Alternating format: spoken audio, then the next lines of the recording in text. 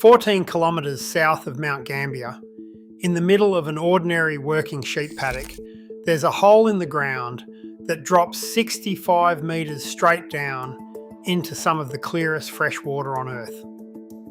From above, driving past on the farm road, you'd see nothing at all. From below, once you're actually in the water, visibility stretches past 50 metres in almost every direction. Clear enough that police divers have trained here for decades.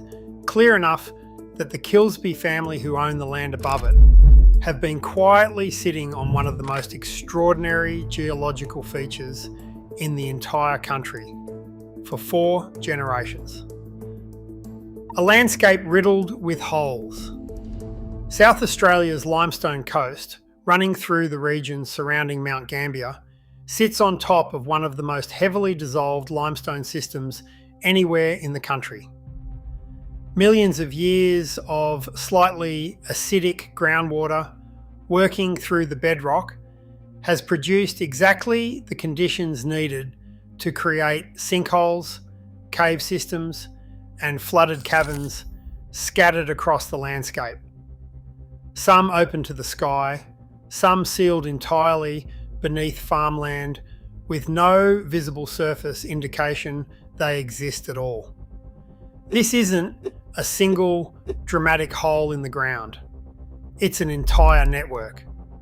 Within a relatively small radius around Mount Gambier sit Kilsby Sinkhole, Piccaninny Ponds, Ewan's Ponds, Little Blue Lake, Umphaston Sinkhole, Cave Garden, and a site with a name that tells you everything you need to know about its reputation among cave divers, the Shaft. Each one formed the same basic way. Through the collapse of a cave roof, once dissolved limestone below could no longer support the ground above it. And each one offers a slightly different window into what's actually happening beneath this stretch of South Australia. What makes this particular stretch of coastline so productive for sinkhole formation comes down to a specific combination of geology and time. The limestone here is relatively young by geological standards, soft, porous, and heavily fractured, sitting above a water table close enough to the surface that dissolution can carve out substantial cavities without requiring the extreme depths seen in older, harder limestone systems elsewhere in the country. It's this combination, soft rock, shallow water table, and an enormous span of geological time, that has turned this specific region into one of the most sinkhole-dense landscapes anywhere on the continent. A fact most of the people driving through it on their way somewhere else have absolutely no reason to suspect. The sinkhole nobody can see coming. Kilsby Sinkhole is the clearest illustration of just how invisible these features can be from the surface. Sitting on private farmland, used as an ordinary stock watering point for generations before anyone fully appreciated what it actually was, the sinkhole descends 65 metres into water, so clear that on a good day, visibility extends beyond 50 metres in every direction, rivaling some of the best diving conditions found anywhere on Earth. The Kilsby family has owned the property since the late 19th century, and for most of that time, the sinkhole functioned as little more than a practical watering hole for livestock. It wasn't until diving groups and eventually civilian and police training programs began using the site decades later that its true scale and clarity became widely appreciated outside the immediate local area.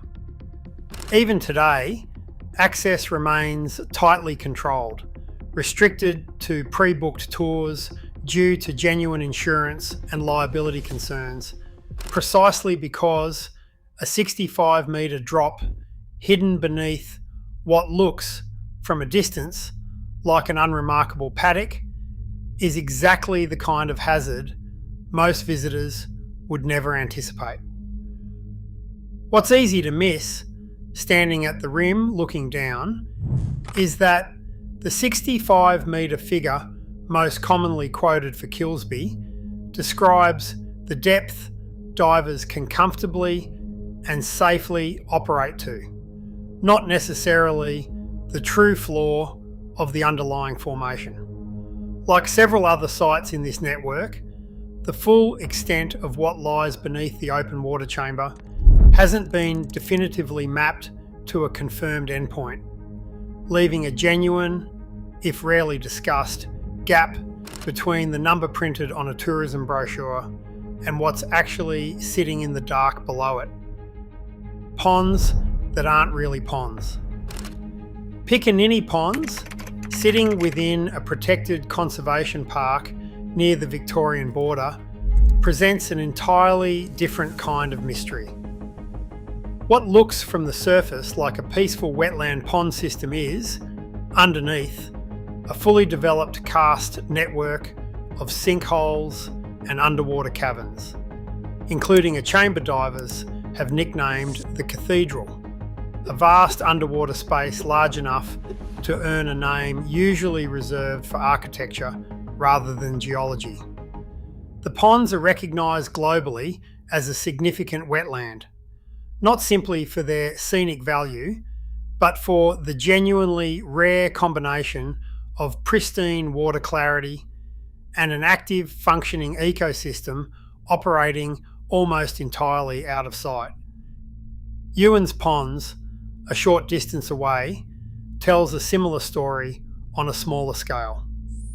3 interconnected freshwater springs, each roughly 10 metres deep, filtered through natural limestone to a level of clarity that divers routinely describe as feeling like snorkeling through air rather than water. Both sites depend entirely on a stable, uninterrupted flow of groundwater to maintain that clarity. A fragile balance that means even small changes to the surrounding water table, from agricultural use, drought, or shifting rainfall patterns, have the potential to alter conditions that have remained remarkably consistent for an extraordinarily long stretch of time. The one with a body count. Not every sinkhole in this network exists purely as a tourist attraction. The shaft carries a considerably darker reputation, tied directly to one of the worst cave diving tragedies in Australian history. In 1973, 4 divers entered the cave system beneath this exact sinkhole, pushed beyond what their training and equipment could safely support, lost their guideline back to the surface in total darkness, and drowned once their air ran out. Their deaths, alongside a further 9 fatalities across 5 other incidents in the broader region between 1969 and 1983, led directly to the founding of the Cave Divers Association of Australia later that year, the body that still governs mandatory training, guideline, and buddy protocols for every legal cave dive conducted in the country today. The shaft remains active as a dive site, but strictly for those holding the appropriate cave diving certification.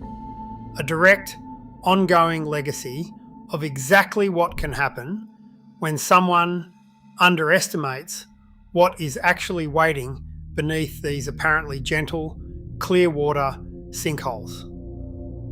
Why Bottomless isn't just a figure of speech. Even at sites with recorded depths, 65 metres at Kilsby, 20 metres at Little Blue Lake, and 12 metres at Engelbrecht Cave, those figures often describe only the depth to the point where a diver's visibility or safe operating limit ends, not necessarily the true floor of the underlying cave system.